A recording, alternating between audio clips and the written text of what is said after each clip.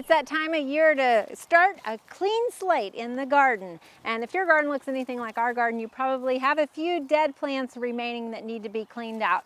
But really at this point, late in the winter, early in the spring, we want to freshen everything up by cleaning it out, getting rid of both the leaf debris and also some of the dead plant to allow that warm sunshine to get in there and penetrate the new growth of our garden again.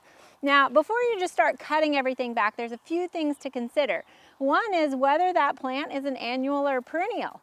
If your garden is like ours, we have a few annuals that we missed last fall when we were cleaning them out.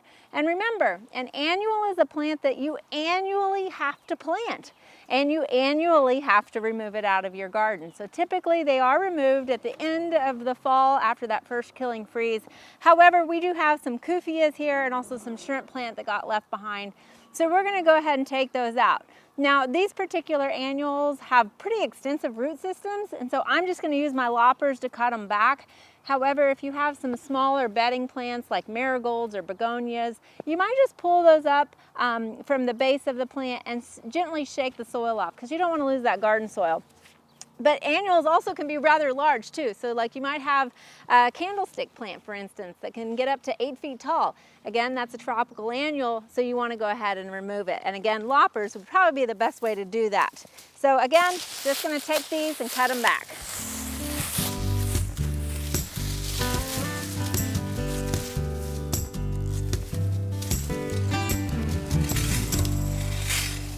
Now, I raked these leaves aside just so that we can highlight the next thing that we're going to work on. Normally I'd go ahead and cut these back too, but I wanted to talk to you about these. So these are not annuals, these are daylilies, which means they are herbaceous perennials here in Oklahoma. So the next thing, after you've gotten your annuals out of the way, you want to look at whether you have perennials.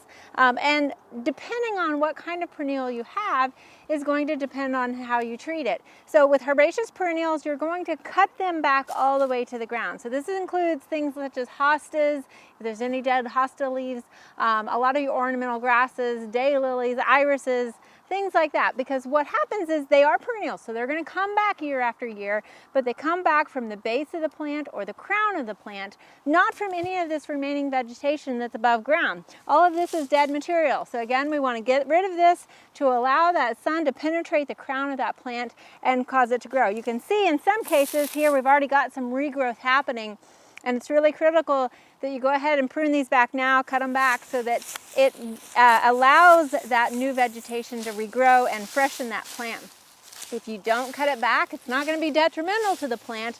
However, it's going to leave a kind of an unsightly look because you're going to have that dead mixed with the green vegetation, which just is really hard to remove later on once you've got that green growth growing on. So at this point, don't worry about cutting it too much. Some of that new growth, it's fine, but we're going to go ahead and cut all of this back.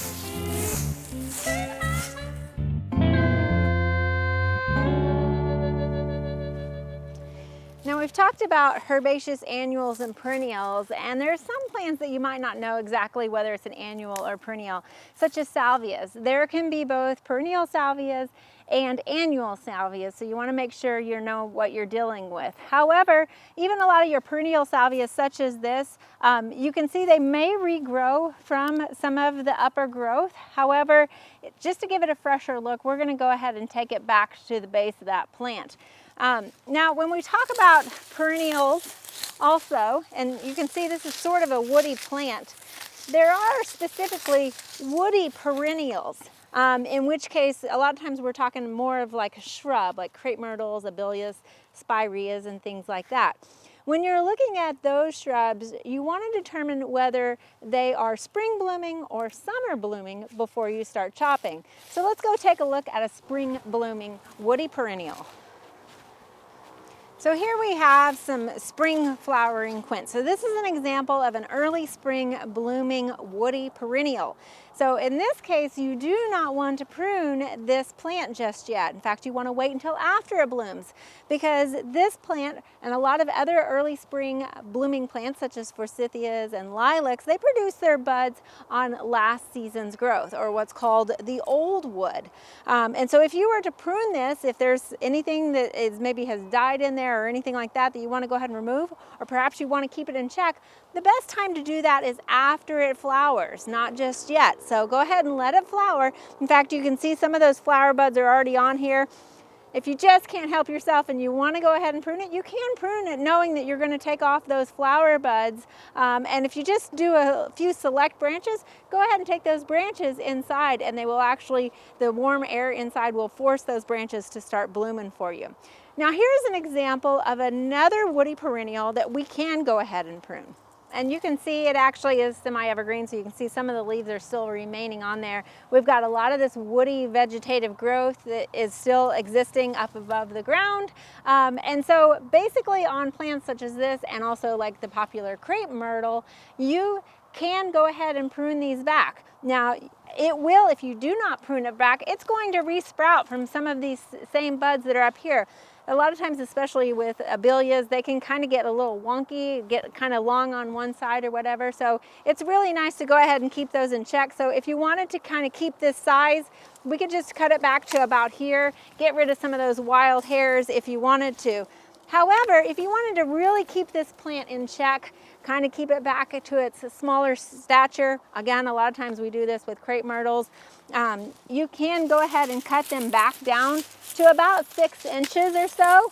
And so that's going to really allow us to get rid of some of this older upper growth and allow for some of that newer vegetation to come through and give us a fresher look in the garden. So one thing to keep in mind, as we've cleaned out our garden, you've seen me remove a lot of plant material and leaves and all of this stuff. Now don't think that I'm just going to throw all of this in the garbage. This is not the case.